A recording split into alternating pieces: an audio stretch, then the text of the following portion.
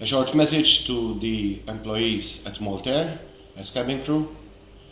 Dear all, today the ERC met Mr. Shane McCartney.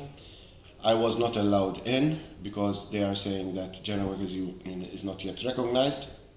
However, there was a discussion. I waited outside and the DRC informed me of these discussions. So far, we are at a standstill.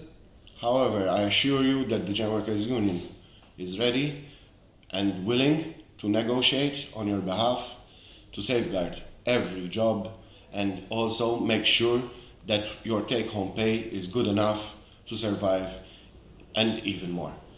Please be patient for now, so we let the legality of the situation take its time and its process.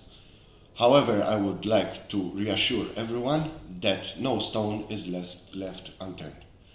Thank you for your patience and thank you for your trust.